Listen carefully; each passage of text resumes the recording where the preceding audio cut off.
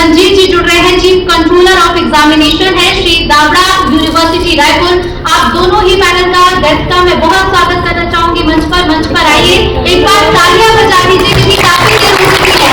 और ऐसे में प्रोग्राम में आपका जो उत्साह है, प्रोग्राम को लेकर आप कैसा फील कर रहे हैं, मेरे तालियों के जरिए हमारे लोगों को बताने का जरूर प्रयास करेगा।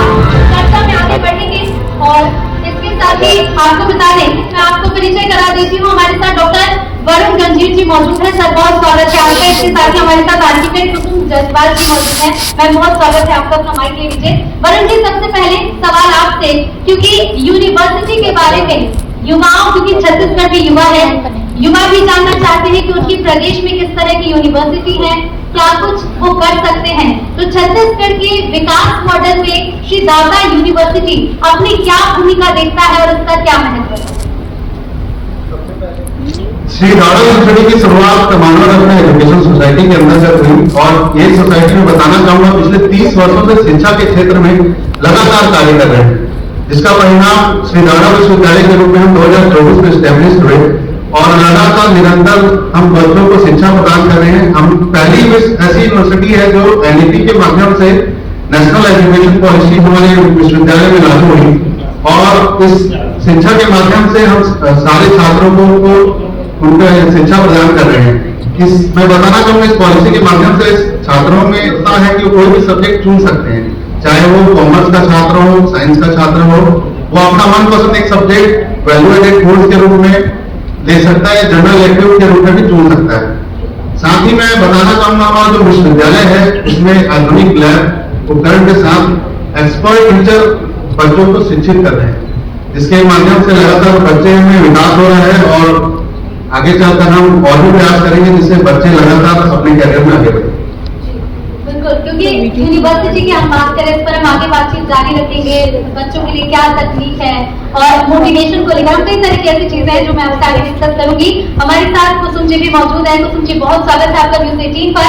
और सबसे पहले, क्योंकि छत्तीसगढ़ अपनी संस्कृति के लिए जाना जाता है, अपनी सांस्कृतिक धरोहर के लिए जाना जाता है।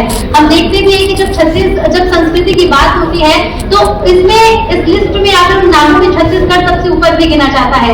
ऐसे में छत्तीसगढ़ की जो सांस्कृतिक धरोहर है और पारंपरिक जो वास्तुकला है उसको संरक्षित करने को लेकर आपका क्या विजन और क्या कोशिश है?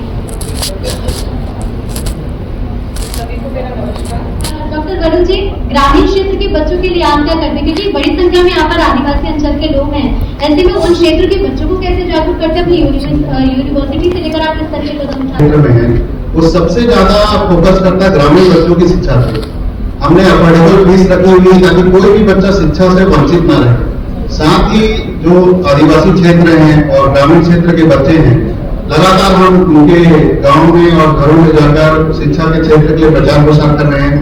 हमारे चांसलर महोदय ने एक विशेष चांसलर स्कॉलरशिप सिर्फ ग्रामीण क्षेत्र के बच्चों और आदिवासी बच्चों के लिए दी है ताकि हर एक बच्चा छत्तीसगढ़ का शिक्षा प्राप्त कर सके। और इसके अलावा हम समय समय पर विभिन्न स्कूलों को हमारे दावड़ा विश्वविद्यालय में विजिट के लिए बुलवाते हैं ग्रामीण क्षेत्र के बच्चों को, ताकि वो लाइव एक्सपीरियंस कर सके कि वाकई में चीजें श्री दावड़ा विश्वविद्यालय में है कि नहीं।